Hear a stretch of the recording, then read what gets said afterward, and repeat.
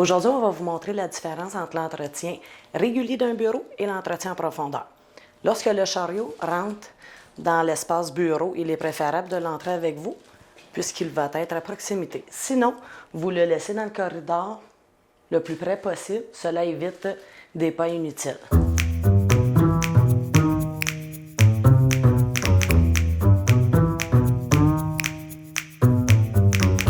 La définition d'un entretien régulier est uniquement la surface de travail sur le bureau.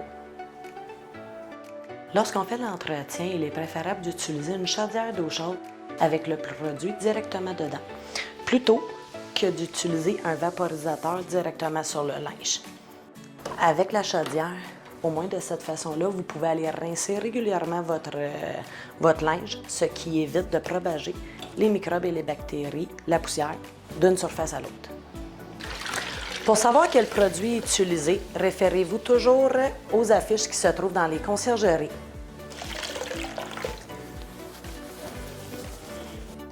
N'oubliez pas, je vous ai déjà expliqué comment un microfibre, on doit l'utiliser.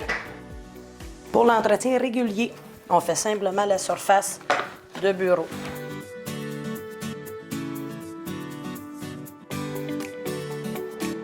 Certains bureaux vont nécessiter un essuyage afin d'éviter le bariolage.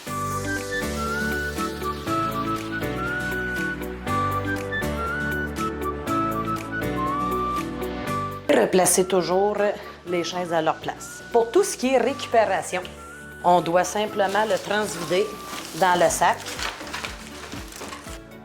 et replacer aussi la récup et les poubelles aux endroits. Pour les poubelles, c'est sûr qu'une poubelle qui est contaminée comme ça, on ne va pas le transvider, on change le sac. Vous le prenez, vous le mettez ici.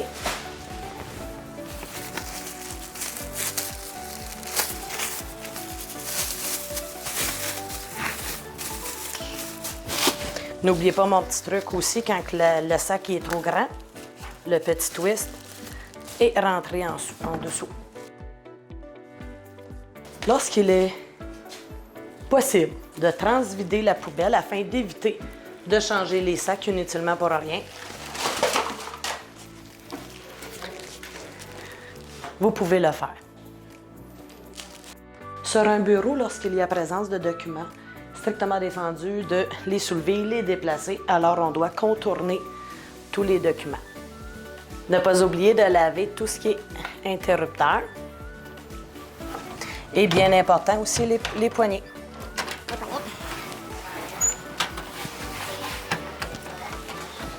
Et les rebords aussi. Le pourquoi les gens s'accotent régulièrement comme ça pour jaser. Lorsqu'on a terminé de faire l'époussetage des bureaux, que ce soit le régulier ou le profondeur, les planchers sont toujours à faire. On doit vadrouiller et laver les planchers.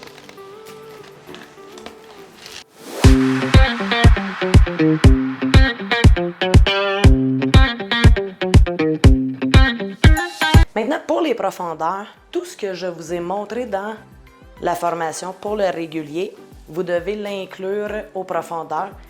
Cependant, il y a des tâches supplémentaires que vous devez effectuer. Lorsqu'on parle de profondeur, c'est pas compliqué, c'est toute surface nettoyable. Alors, le dessus, bien important de contourner les documents, les tiroirs. N'oubliez pas une surface qui est touchée fréquemment, c'est les poignées.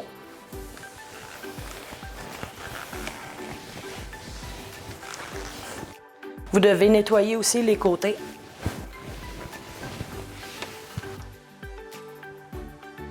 De façon générale, les profondeurs sont toujours à faire une fois dans la semaine.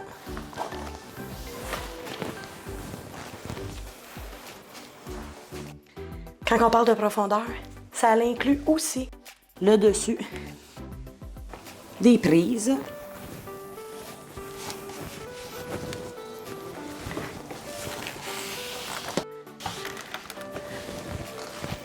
toute surface qui peut se trouver de la poussière, on doit le nettoyer. Là, présentement, moi, je vais aller rincer mon linge.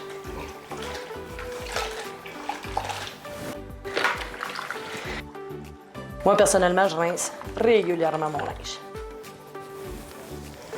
Parfait. Et on continue.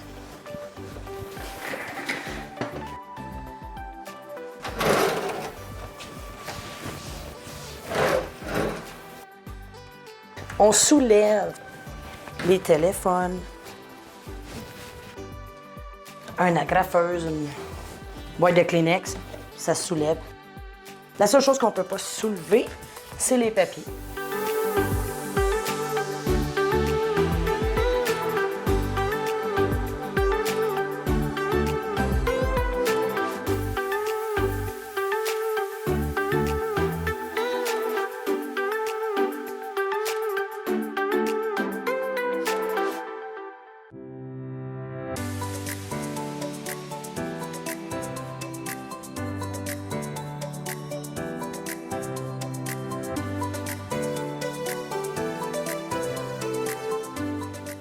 Lorsque vous faites les profondeurs, ne pas oublier les claviers. Claviers, vous les prenez, vous les secouez délicatement. De cette façon-là, ceci enlève toute l'accumulation qui se retrouve sur les claviers. Ce que l'on peut soulever, déplacer, c'est bien sûr les agrafeuses. Vous les soulevez, vous les replacez. Même une calculatrice, vous pouvez le lever. Ça se nettoie aussi.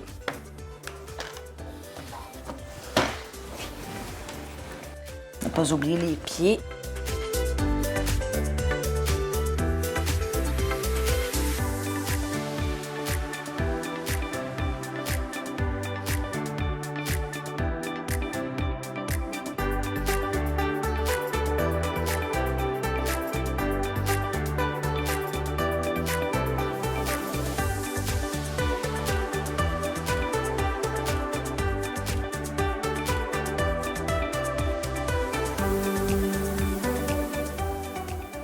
Tel que montré lors de la formation sur les bureaux réguliers. D'après vous, est-ce que je dois changer le sac ou simplement le transvider?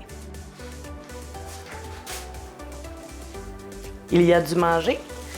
Alors bravo à tous ceux qui ont dit de changer le sac. Quand on parle de profondeur, c'est toute surface nettoyable, incluant les dessus des classeurs.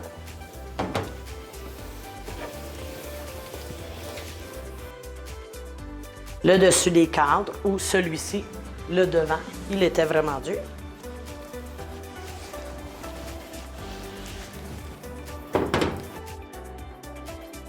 Tout ce qui est rebord de fenêtre.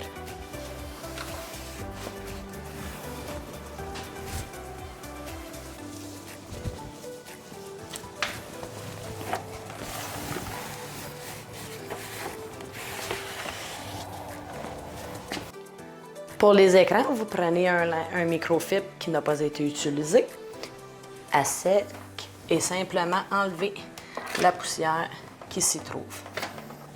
Vous pouvez passer aussi en arrière des écrans.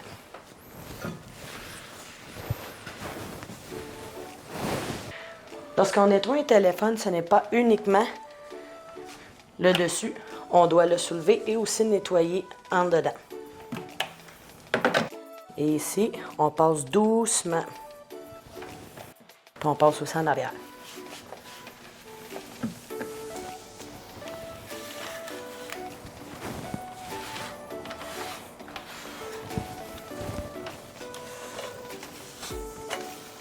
Lorsque vous faites les profondeurs, ne pas oublier le dessus de tout ce qui est tableau. S'il y a des cadres aussi, on doit les entretenir. Et si vous voyez des taches au mur, on doit les enlever.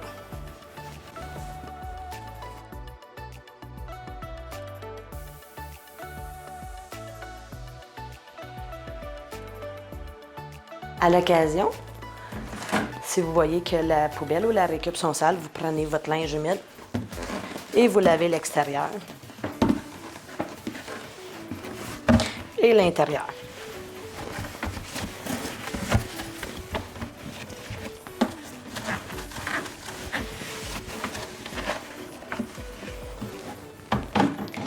Alors, lorsque les bureaux sont terminés, les classeurs, le dessus des calorifères, les rebords de fenêtre, etc., on termine avec une chaise. Les chaises, on doit nettoyer les bras, les côtés aussi, les petites manettes de la chaise. Et pour les pattes de chaise, vous avez deux choix. Soit que vous le faites manuellement, à la main, une patte par une patte, ou vous pouvez, la personne qui lave les planchers, ils peuvent le faire aussi avec la mop, ce qui évite à la personne qui fait l'époussetage de se pencher pour tout faire les pattes de chaise. Vous avez terminé l'entretien d'un bureau, que ce soit le régulier ou le profondeur, ça ne fait pas de différence, vous êtes responsable du plancher. Vous devez vadrouiller, laver la surface. Voici mon petit truc lorsque la vadrouille ne rentre pas ici, de côté, parce que certaines vadrouilles sont quand même assez hautes et risquent d'accrocher en sortant ou en rentrant dans un bureau. Vous pouvez la positionner en avant aussi. De cette façon-là, vous avez votre matériel toujours en tout temps.